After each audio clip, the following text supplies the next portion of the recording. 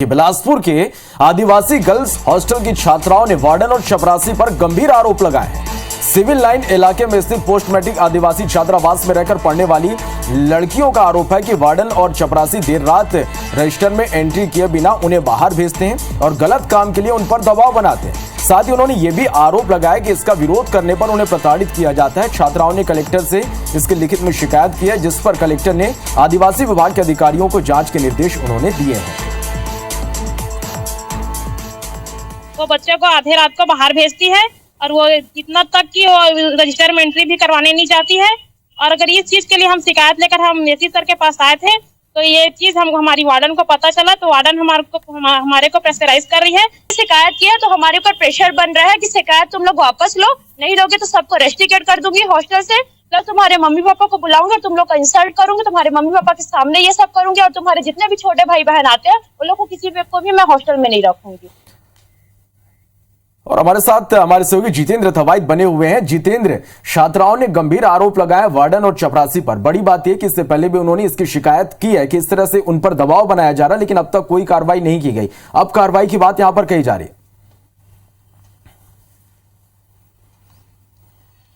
है। निश्चित तौर पर श्रवण, एक गंभीर यह आरोप है, क्योंकि जिस तरह से पोस्ट मैट्रिक कन्या अनुसूचित जाति छात्रावास की छात्राओं ने जो आरोप लगाए हैं अधीक्षिका के ऊपर, वहां के वार्डन के ऊपर, निश्चित तौर पर एक गंभीर आरोप है, क्योंकि पहले भी यहां से इस तरह के मामले सामने आए हैं। छात्राओं ने इसकी शिकायत जो है वो यहां पर अपने विभाग में की थी, लेकिन उसके बावजूद कोई कार्यवाही जो है यहां पर नहीं हुई। उसके बाद छात्राएं फिर से एक बार यहां पर छात्राओं ने कलेक्टर को मांग पत्र सौंपा है। उन्होंने मांग की है कि यहाँ पर जो अधीक्षिका हैं, वार्डन हैं, उनके खिलाफ कार्रवाई की जाए। और जिस तरह से आरोप यहाँ पर छात्राओं ने लगाए हैं, संगीन आरोप हैं। उन्होंने साफ तौर पर कहा है कि छात्राओं को यहाँ पर परेशान किया जाता है, उन्हें बेवजह गलत काम के लिए दबाव बनाया जाता है, उन्हें बाहर भेजा जाता है।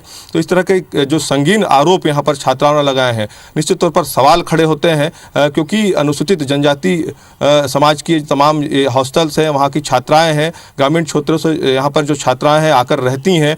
ऐसे में उनकी सुरक्षा व्यवस्था, निश्चित तौर पर यहाँ पर जिस तरह से उन्होंने आरोप लगाए हैं, सवाल खड़े होते हैं, क्योंकि यहाँ पर एक सीधा तौर पर आरोप छात्राओं का यह भी है कि अगर उनके परिजन आते हैं तो उनके परिजनों से उन्हें मिलने नहीं दिया जाता है। इसके साथ ही जो हॉस्टल का जो प्रबंधन है उन्हें बेवजह परेशान करता है। कई उनके ऊपर गंभीर आरोप लगाए जाते हैं, जिससे उन्हें वहाँ पर रहने में, अपनी पढ़ाई आगे पूरी करने में समस्या हो रही है। लिहाजा इन्होंने इस पूरे मामले की शिकायत जो है फिलहाल कलेक्टर से की है, जिसके बाद कलेक्टर ने संबंधित विभाग को यहाँ पर निर्देश दिया है कि इस पूरे मामले पर जाँच की जाए और अगर दोषी इसमें अधीक्षक और वार्डन पाए जाते हैं तो उनके खिलाफ कार्रवाई भी की जाए। जितेंद्र, यही देखना होगा कि इस बार की शिकायत को कितनी गंभीरता से लिया जाता है और दोषी पाए जाते हैं तो क्या कार्रवाई होती है। बहुत शुक्रिया जितेंद्र आपका हमारे साथ जुड़ने के लिए और तमाम जानकारी के लिए।